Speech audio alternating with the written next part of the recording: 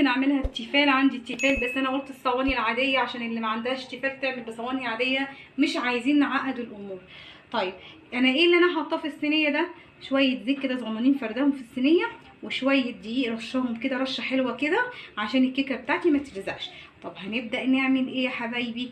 هنجيب، خليكم معايا، بسم الله، شويه من الكيكه كده اللي هي بالكاكاو، وعليها شويه من الكيكه اللي هي الفانيليا.